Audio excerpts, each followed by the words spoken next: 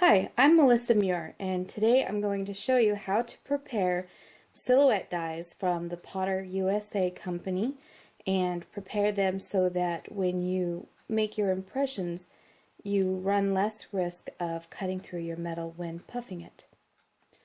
Some of the tools that I'm going to use, I just have some small bastard files that I bought probably over at Home Depot or one of the other big box stores.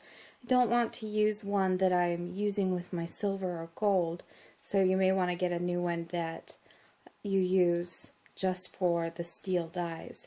Another thing I'm going to use to get into some of the smaller areas are these needle files, and I probably picked these up from Harbor Freight for like $5 or something, but I will use these as well so that I can get into some of the smaller areas. When you receive the dies, they're going to look something like this. They have two sides, obviously.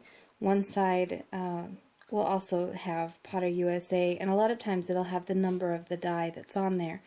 Typically, I will prepare only one side of the die so that I have one side that's going to run a little smoother, and then I can run the piece through the other side to kind of crisp up the edges after I have done my puffing. Okay, so what I like to do is place the piece on my bench pin to kind of stabilize this. I like to place it over a garbage can, and that way then I can catch my metal filings and not have to worry about it contaminating some of my scrap metal that I keep in my drawers that I keep, like the shavings and things like that. What you want to do is you want to take your file's cut only in one direction, so you want to just kind of push the file through. I like to do mine at about a 45-degree angle so that I can just knock off this sharp knife-like edge that the dies come with. So what I do is I will just come in at, like I said, this 45-degree angle and work my way through or across the entire edge. Now with this particular file, I am not able to get into the corner of this star, so I'm just going to leave it for now and I will come back to that.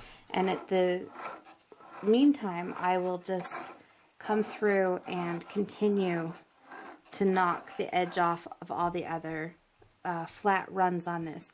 Every now and then, just take a look. The light will show you if you have missed any spots, because you'll see the difference between the filed spots and the non-filed spots. To get into the points of the star, I have just picked up a small rectangular, or rather a triangular file, and again I'm going to just come in at about a 45-degree angle and get into the points of the stars here. Now the reason for doing some of this work on these dies is so that when you do puff them, you don't have as high of a chance of breaking through your metal. Now anytime you give your dies or your metal too much pressure when you're using one of these, you will break through it. So it's a matter of trial and error, and also knowing when to stop pushing, but also having a die that does not have a sharp knife edge is also going to help you be more successful as well. Okay, one of the things that you can also do to help make sure that the metal slides a little easier rather than grabbing onto the die itself is you can, after you have gone through and knocked off the edges, you can go ahead and polish up the rest of this. So on my polishing machine, I've gone ahead and loaded up my buff with some Fabuluster, and I'm just going to turn it on and just kind of gently buff the edges or the face of this die. And I just come in and just very gently polish up that edge, or that face rather.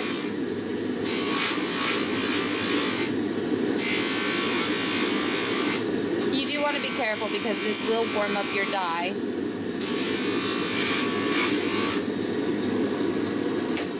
And once you have that done, I usually take this over to my sink, use a little bit of Dawn dish soap with a soft toothbrush, and remove the rest of the residue. Once you have the faces polished and the edges broken, you can go ahead then and use this in your press.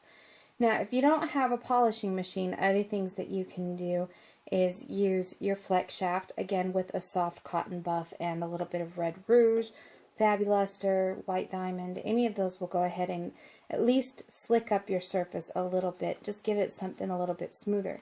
If you don't have any of those, another thing that you can use is some burlife, or even beeswax, some Pam cooking spray. And what it will do is just allow for your metal to slide a little bit easier into the shape itself.